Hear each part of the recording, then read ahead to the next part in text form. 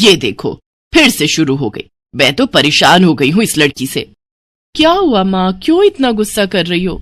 गुस्सा न करूं तो क्या करूं? हाँ, कब से आवाज लगा रही हूँ लेकिन इन मैडम को एक बार में सुनाई कहाँ देता है। ओहो माँ, आप ही देखो ना, मैंने कितना सुंदर डिजाइन बनाया, बस इसी में ध्यान लगा था मेरा, शायद इसीलिए आपकी आवाज सुनाई नहीं दी होगी। अच्छा बताओ क्या काम है, मैं ये बाद में पूरा कर लूंगी। कुछ काम नहीं, खाने की थाली कब से लगा कर रखी है, अब महारानी को फुर्सत मिल गई हो तो चलकर खा लो। अच्छा खाना खाना है, अब आप शुरू करो, मैं बस 2 मिनट में आऊं। हाँ हाँ पता है तेरे 2 मिनट। इतना कहकर हिना की माँ सुमित्रा गुस्से में वहां से चली गई और फिर खाने की मेज पर। अरे क्या हो गया, इतने गुस्से में क्यों हो भाग्यवान? अब आप ही समझा लीजिए अपनी लाडली को, मेरी तो एक नहीं सुनती। हाँ तो क्या हो गया, तुम पे ही तो गई है। आपको मजाक सूझ रहा है? यहाँ मेरा दिमाग खराब हो रहा है, सारा दिन बस मेहंदी के डिजाइन बनाती रहती है और कोई काम ही नहीं है इसे। इसका मतलब वो सच में तुम पर ही गई है। तुम्हें भी तो मेहंदी लगाने का बड़ा शौक था ना इस उम्र में? हाँ, पर मैं घर का सारा कामकाज निपटाने के बाद ये सब करती थी। अरे ये तो खाना पीना भी छोड़कर बैठी है।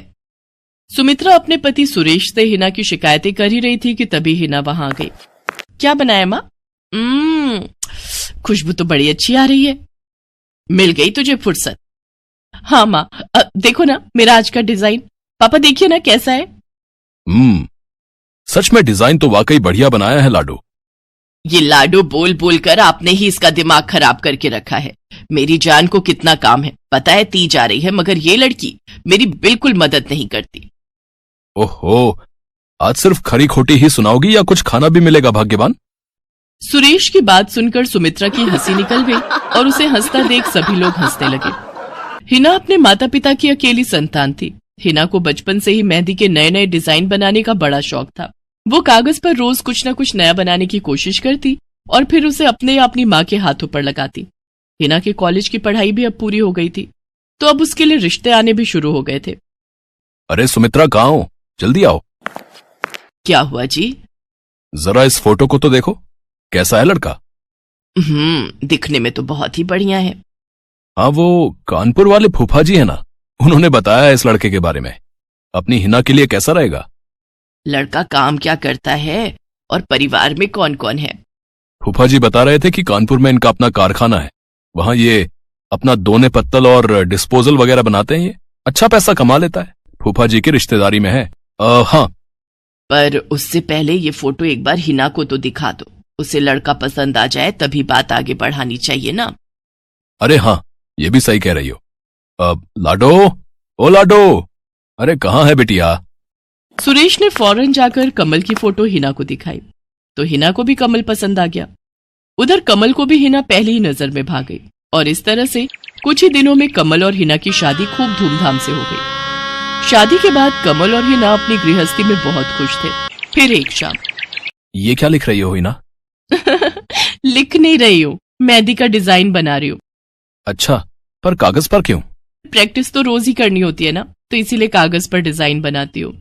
अच्छा, अब जरा दिखाओ तो सही। अरे वाह, ये डिजाइन क्या सच में तुमने बनाया है? हाँ अच्छा है ना, अब मैंने और भी बनाकर रखे हैं, रुकिए मैं भी लेकर आती हूँ।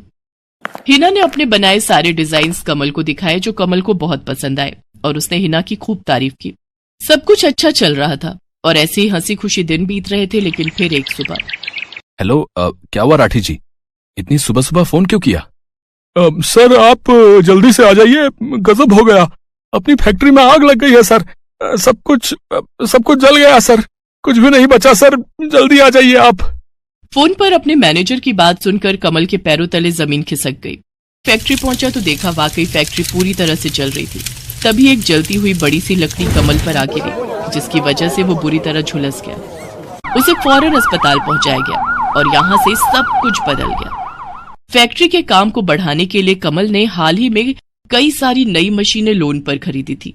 मशीनें तो नहीं बची, लेकिन लोन चुकाने के चक्कर में पहले कमल की गाड़ी बिकी और फिर घर। मजबूर होकर कमल और हिना अब किराए के मकान में रहने लगे थे। फिलहाल कमल की हालत ऐसी नहीं थी कि वो कोई और काम कर सके। ऐसे में हिना ने घर चलाने का जिम्मा उठाया और वो घर घर जाकर औरतों के हाथ